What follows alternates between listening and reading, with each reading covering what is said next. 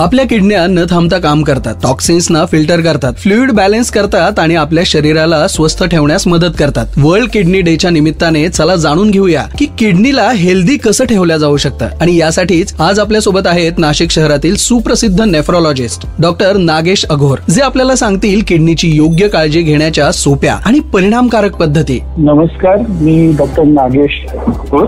मी kidney specialist किंवा kidney विकार तज्ञ म्हणून 9 पर्ल्स हॉस्पिटल मुंबई नाका नाशिक येथे काम करत आहे. गेल्या 18 वर्षांपासून मी नाशिकमध्ये काम करत आहे. डॉक्टर, फक्त ज्येष्ठ नागरिकांनाच किडनीचे आजार होतात का, किंवा मग ते कोणालाही होऊ शकतात? किडनीचे आजार हे लहानांपासून वृद्धांपर्यंत सर्वांना होऊ शकतात, पण त्यांची कारणं वेगवेगळ्या वयात वेगवेगळी असतात. उदाहरणार्थ मधुमेह आणि ब्लड प्रेशरमुळे होणारे किडनीचं नुकसान हे वयस्कर रुग्णांमध्ये जास्त दिसून येतं आणि कंजेनायटल डिसिजेस किंवा जन्मजात आजार असण्याचं प्रमाण हे लहान मुलांमध्ये जास्त असतं.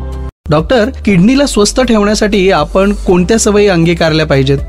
जर आपल्या पायांवरती सूज असेल, चेहऱ्यावरती सूज असेल, रात्रीच्या वेळेला लघवीला जास्त प्रमाणात जावं लागत असेल, आपलं ब्लड प्रेशर वाढलेलं असेल, आपली भूक कमी झाली असेल, आपलं वजन उतरत चाललेलं असेल, आपल्या अंगाला खाज येत असेल, तर हे सगळ्या गोष्टींमध्ये किडनीचा आजार असण्याची शक्यता असू शकते. डॉक्टर, किडनी रोगाची सुरुवातीची लक्षणं काय आहेत? जेव्हा किडनीचे आजार होतात ते 2 प्रकारचे असतात, अॅक्यूट किडनी इंजुरी आणि chronic kidney disease. Acute kidney इंजुरीमध्ये ज्या कारणामुळे किडनीचा आजार झालेला आहे त्या कारणाचे आपण उपचार केले तर किडनी रिकव्हर होते आणि किडनी पूर्ववत नॉर्मल काम करू लागते. क्रॉनिक किडनी डिसीजेस हा आजार असतो, हा कायमस्वरूपी असतो आणि याच्यामध्ये एकदा किडनीचे नुकसान झाले तर ते नुकसान हळूहळू वाढत जाते. उदाहरणार्थ मधुमेह, ब्लड प्रेशर, किडनीचे स्टोन, किडनीचे इन्फेक्शन या सगळ्या कारणांमुळे कायमस्वरूपी किडनीचा आजार होऊ शकतो. ज्या प्रकारे किडनीचा आजार आहे त्याप्रमाणे आपल्याला उपचार करावे लागतात. जेव्हा आपली किडनी काम करत नाही पूर्णपणे तेव्हा आपल्याला डायलिसिस किंवा किडनी प्रत्यारोपण हा उपचार करणं गरजेचं पडतं. डॉक्टर, जर कोणाला किडनी डिसीज झाला तर त्यासाठी कोणते इलाज उपलब्ध आहेत? आपण जेव्हा काही जेवतो खातो त्याच्यामध्ये मीठ असतं आणि पाणी असतं. जेव्हा किडनीचा आजार होतो तेव्हा आपल्याला या 2 गोष्टींकडे लक्ष द्यावं लागतं. तर किडनीच्या आजारामध्ये युजली 90% लोकांना ब्लड प्रेशर वाढलेलं असतं आणि त्याच्यामुळे आपण किडनीचा आजार ज्यांना पण आहे त्यांना मिठाचं प्रमाण जेवणामध्ये कमी करायला सांगतो, साधारणपणे 3 ग्रॅम पर डे. ज्यांना किडनीचा आजार नाहीये त्यांच्यासाठी सुद्धा 3 ग्रॅम पर डे मीठ जेवणामध्ये पुरेसं असतं आणि जर आपण असं ठेवलं तर आपल्याला ब्लड प्रेशर किंवा किडनीचे आजार होण्यापासून टाळू शकतो.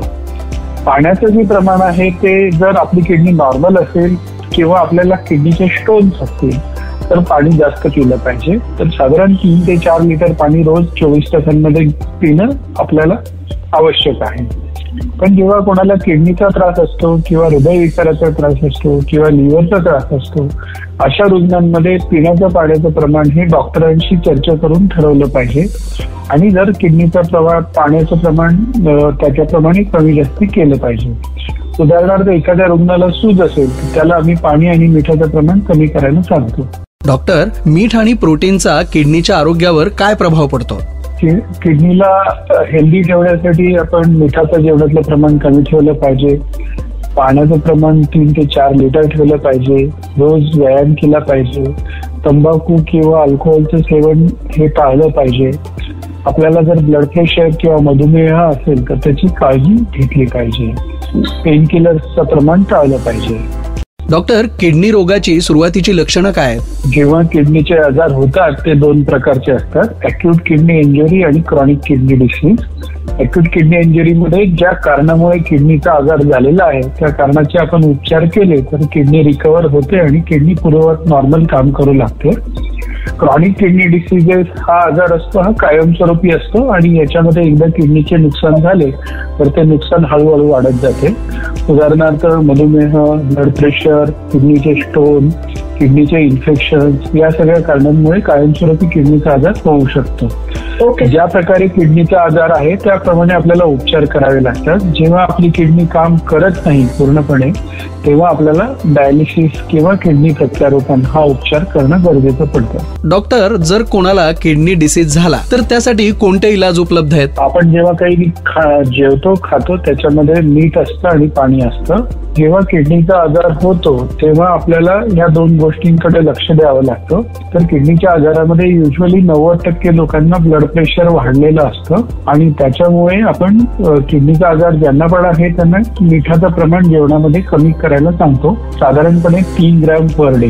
ज्यांना किडनीचा आजार नाहीये त्यांच्यासाठी सुद्धा 3 ग्रॅम पर डे मीठ जेवणामध्ये पुरेसं असतं. आणि जर आपण असं ठेवलं तर आपल्याला ब्लड प्रेशर किंवा किडनीचे आजार होण्यापासून टाळू शकतो.